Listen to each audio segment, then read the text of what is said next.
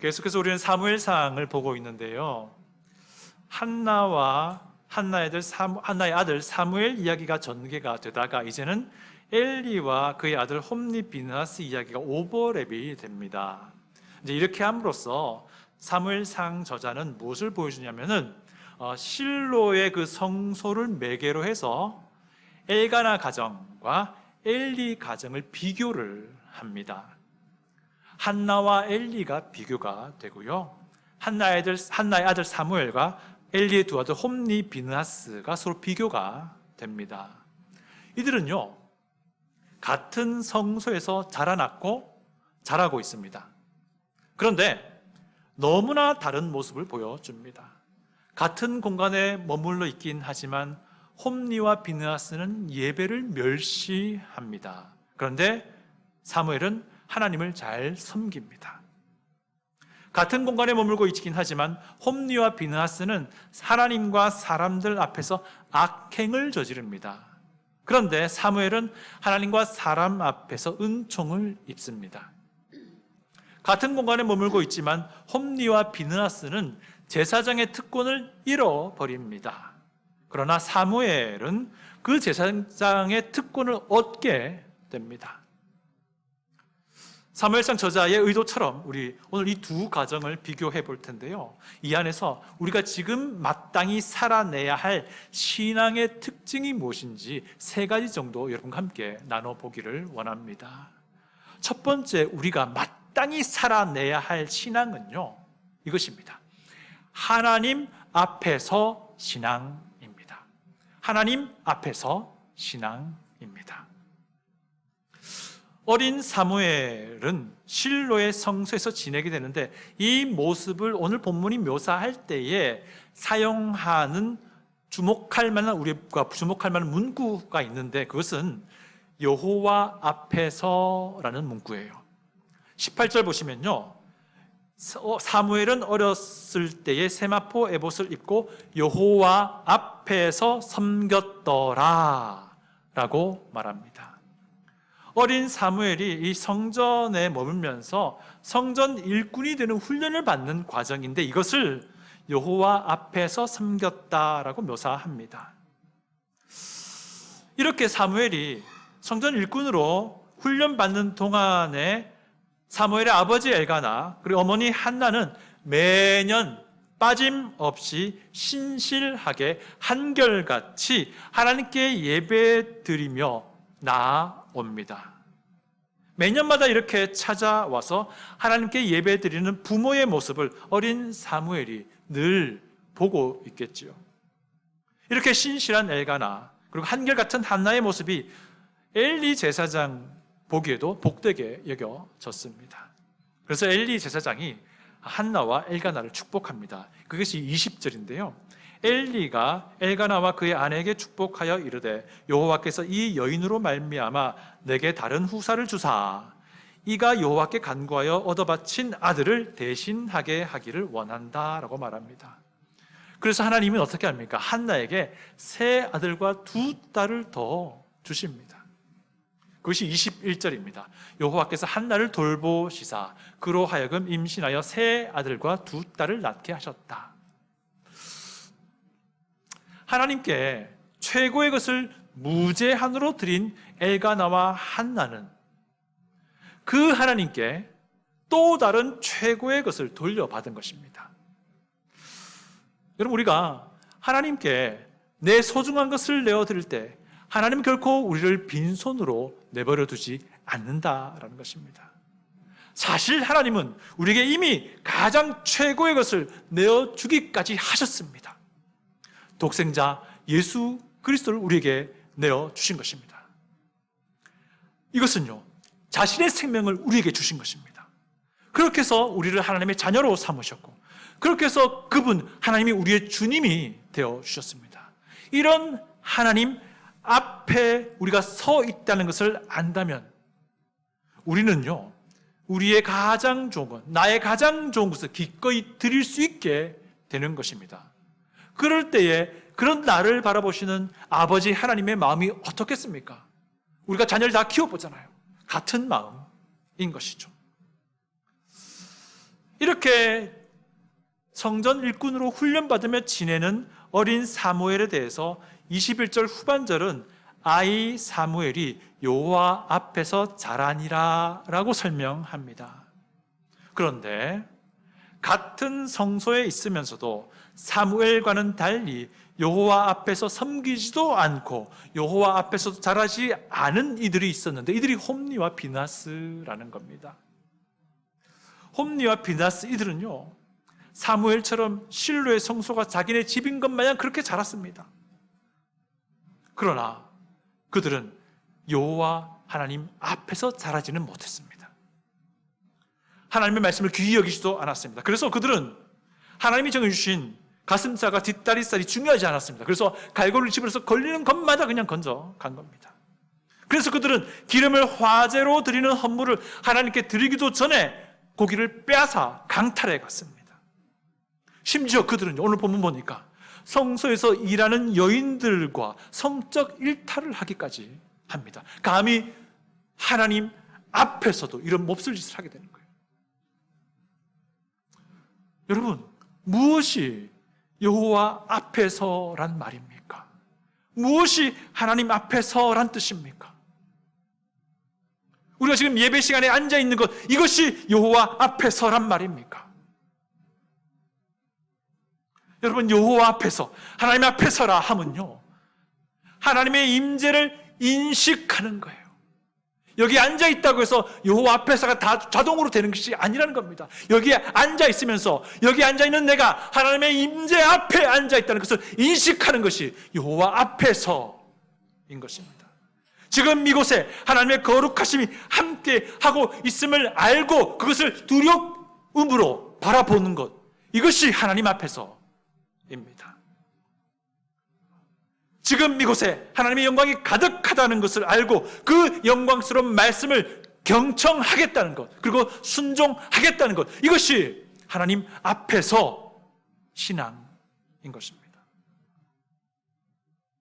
지금 이곳에 임하고 있는 영광의 그 광채를 보면서 경외하는 마음으로 앉아있는 것, 이것이 하나님 앞에서예요.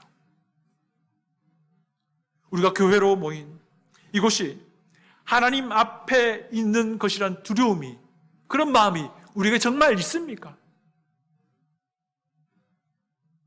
우리가 예배로 모인 이곳이 영광스러운 하나님의 임재의 현장이라는 이 두렵고 떨리는 마음과 그 인식이 우리에게 있느냐라는 것입니다. 사무엘은 하나님 앞에서 섬겼고 하나님 앞에서 자랐습니다. 그러나 홈니와 비나스는 같은 장소에 있으면서도 하나님 앞에서 섬기지 못하고 하나님 앞에서 자라지 못합니다. 그 이유가 무엇입니까? 하나님 앞에 서란 마음이 있고 없고의 차이입니다.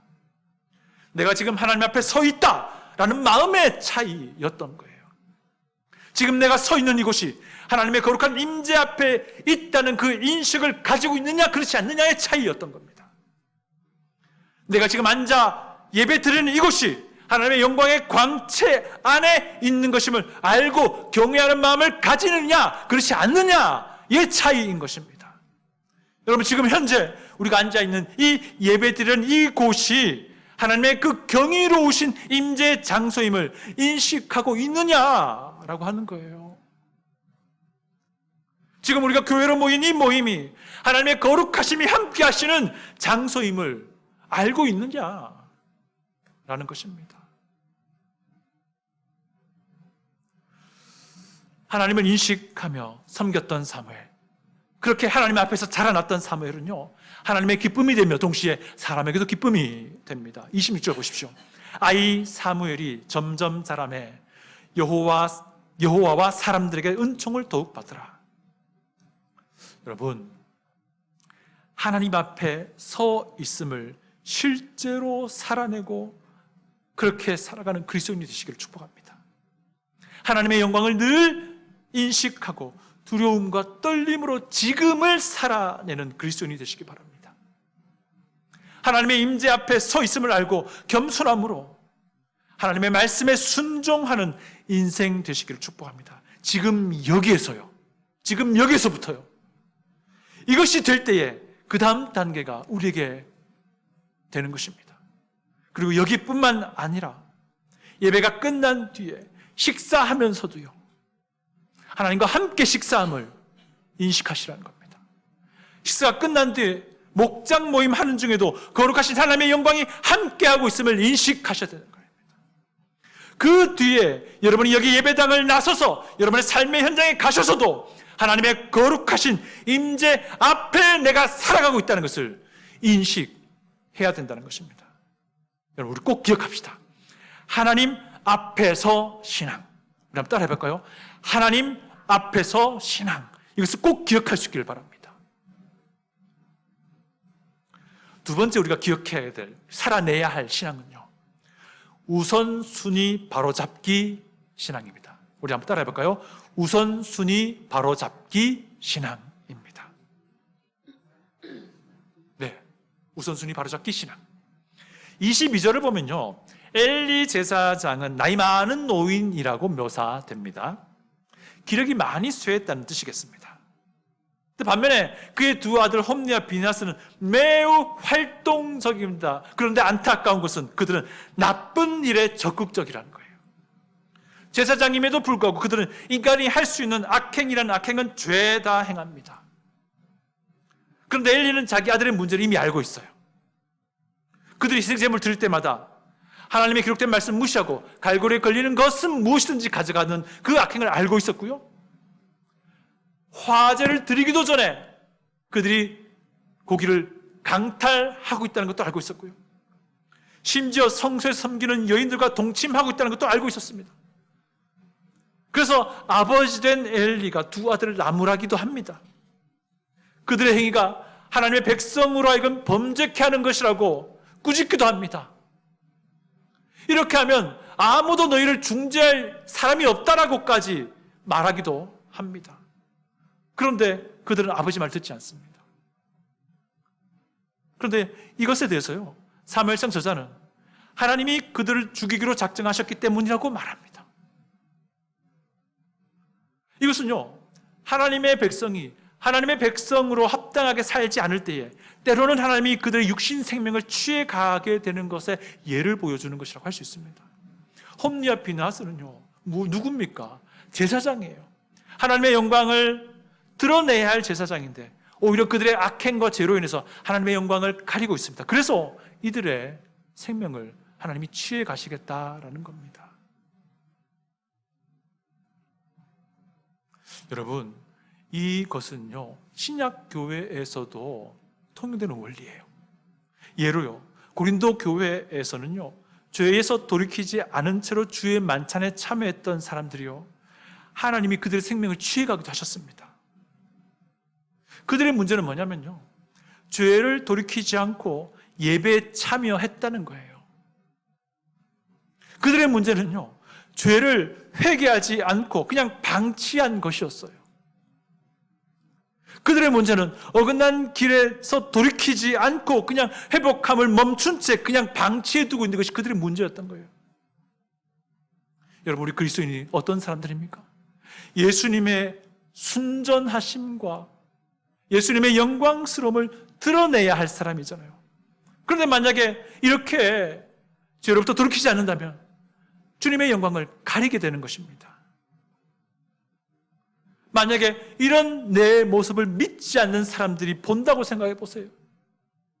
예수님을 영접할 수 있겠습니까? 복음 전도가 이런 식으로 막히는 거예요. 다시 본문으로 돌아와서요, 22절부터 25절 쭉 읽어보면요, 엘리는 아버지로서 할 수 있는 일을 다 한 것처럼 보입니다. 꾸짖기도 하고 달리기도 합니다.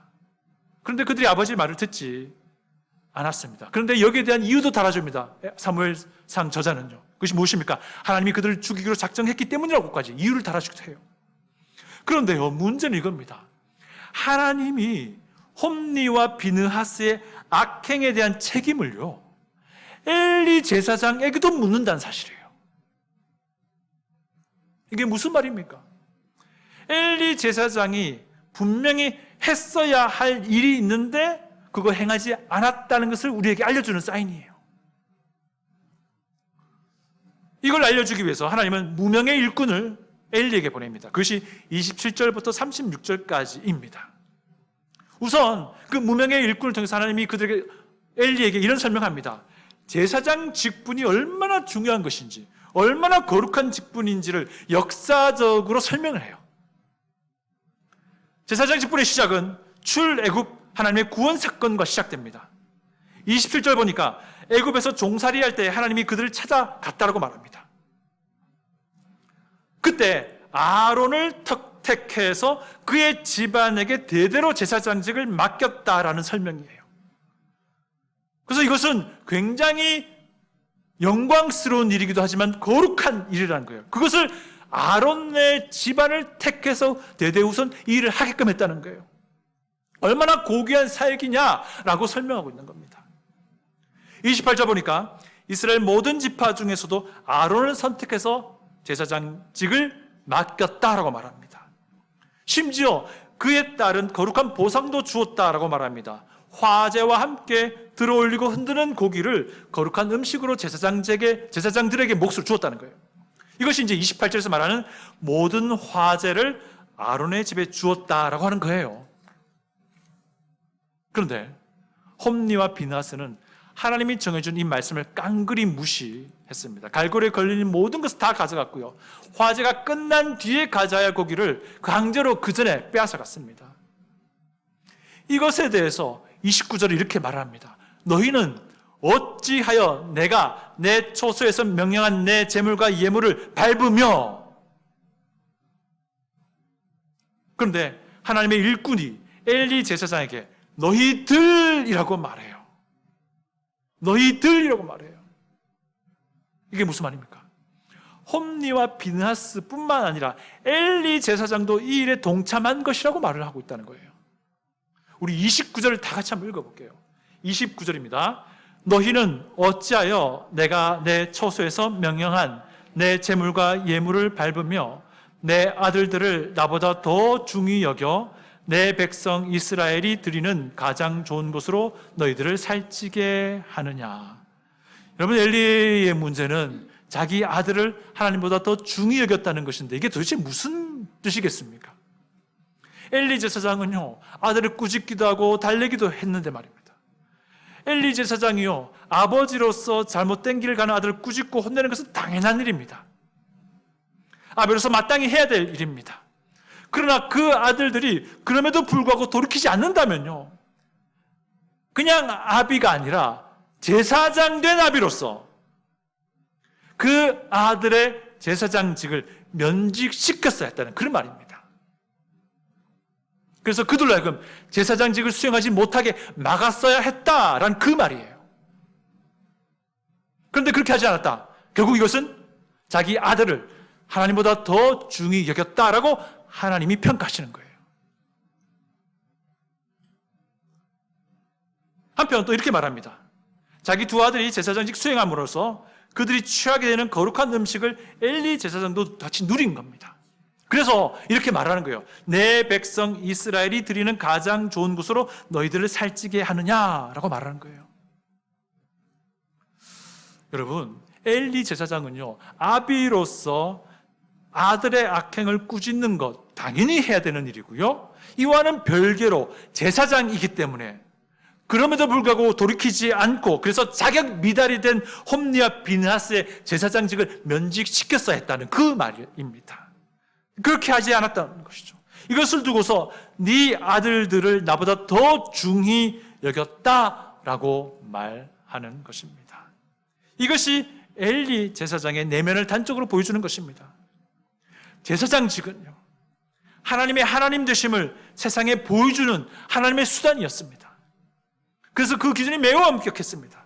그러나 홈니와 비느하스는 세상이 다 아는 자격 미달이었습니다. 그러나 엘리 제사장은 그 아들을 파면시키지 않고 그냥 두게 된 거예요. 이 부분에서 하나님은 무명의 하나님의 일꾼을 보내셔서 엘리 제사장에게 경고하는 것입니다. 결국 어떻게 됩니까? 엘리 제사장의 집은 점점 쇠락해 가게 되고요, 심지어 홈니와 비느하스는 한날 한시에 죽게 될 것이다 라고 경고하십니다. 여러분, 우리 그리스도인에게는요, 우선순위가 명백해져야 됩니다. 우리 그리스도인에게는요, 가치 기준이 명백해져야 돼요. 엘리 제사장의 문제가 바로 그것이었습니다.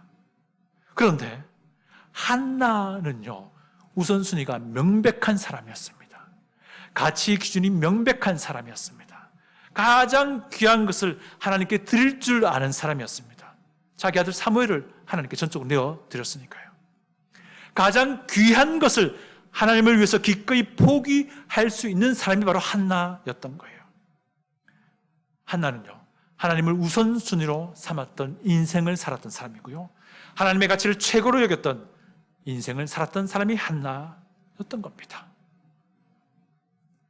여러분, 우리 꼭 기억합시다. 우선순위 바로잡기 신앙. 그럼 따라해볼까요? 우선순위 바로잡기 신앙. 이 신앙을 우리 삶에서 드러나게 할 수 있기를 원합니다. 끝으로 세 번째 우리가 따라야 할 신앙은요, 그리스도 안에서 신앙입니다. 하나님은 충실하지 못한 엘리 가문을 대신해서 충실한 제사장을 일으키겠다라는 약속을 합니다. 35절 말씀 보면요, 내가 나를 위하여 충실한 제사장을 일으키리니 그 사람은 내 마음 내 뜻대로 행할 것이라. 내가 그를 위하여 견고한 집을 세우리니 그가 나의 기름 부음을 받은 자 앞에서 영구히 행하리라.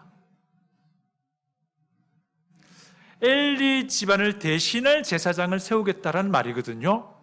여기서 첫 번째 이 엘리 집안을 대신할 제사장이 누구냐면요, 첫 번째는 사무엘을 의미합니다. 소명을 저버린 엘리와 그 두 아들을 대신해서 사무엘이 제사장직을 수행하게 될 것이다 라는 것이 첫 번째 의미고요.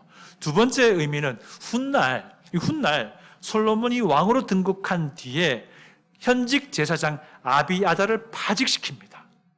그리고 그 뒤를 사독이라는 사람이 제사장을 잇게 되는데, 그때부터 예수님 오실 때까지 사독 계열의 제사장이 제사장직을 감당합니다. 그리고 이것을 사무엘 열왕기상 2장 27절이 그렇다라고 얘기를 합니다.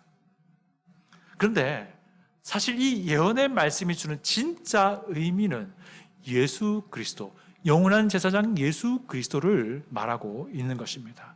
앞으로 세워질 충실한 제사장이 이 제사장직을 얼만큼 수행한다고 말합니까? 영원히 수행한다라고 말하고 있어요.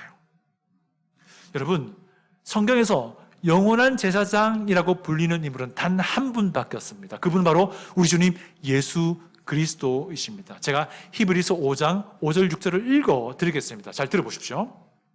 또한 이와 같이 그리스도께서 대제사장 되심도 스스로 영광을 취하심이 아니요 오직 말씀하신 이가 그에게 이르시되 너는 내 아들이니 내가 오늘 너를 낳았다 하셨고, 또한 이와 같이 다른 데서 말씀하시되 네가, 여기 네는 예수 그리스도, 대제사장 예수 그리스도를 말합니다. 네가 영원히 멜기세덱의 반차를 따르는 제사장이라 하셨으니,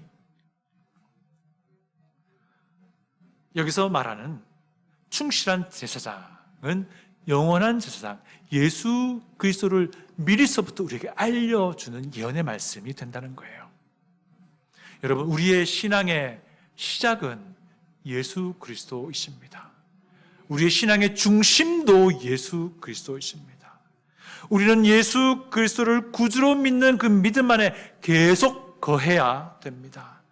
이것을 그리스도 안에서 신앙이라고 말하는 겁니다.